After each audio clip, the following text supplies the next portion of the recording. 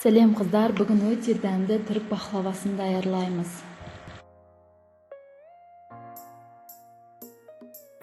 Бір ыдысқа 2 жұмыртқа, сүт, өсімдік майын құйып, содан соң бетіне тұз бен сода салып араластырамыз.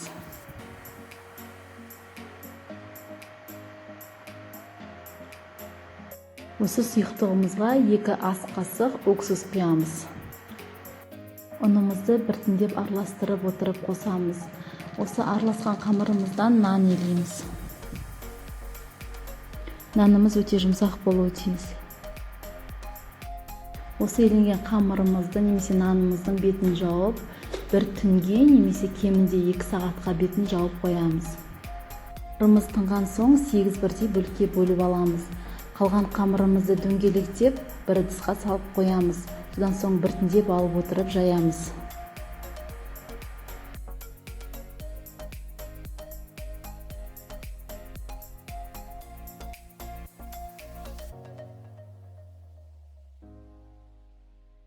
Жайылғаннан өте жұқа болуы тиіс. Барынша жұқалап жайыңыз.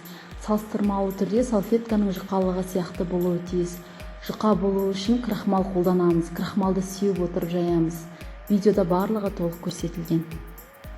Сіздерге бірінші жайманың жайылуын толық көрсеттім. Жайылу барысында кейбір жерлерде жыртылуы мүмкін, бірақ ол ештеңе етпейді. Пахлава оралған кезінде ол білінбей кетеді. Крахмал қосып отырып, жақсылап, жұқалап жаямыз.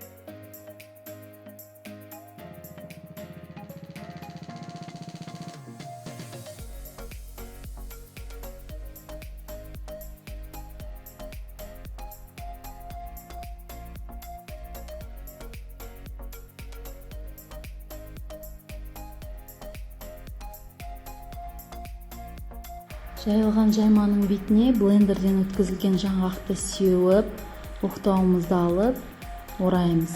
Оқтауымызбен орап шығамыз. Жайманы екі жағынан оқтаудың ортасына қарай жылжытамыз. Содан соң ақырындап оқтауды шығарып аламыз.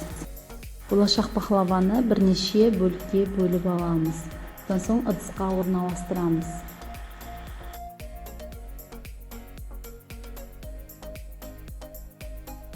Сары майды ерітіп, оған сұйық майды қосып, құйып шығамыз.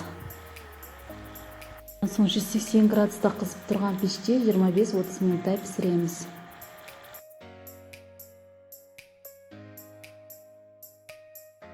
Сироп даярлаймыз. Ол үшін суға қантты қосып, оған бір шымшым лимон қышқылын қосып, араластырып, әбден еріген уақытта газды өшіреміз.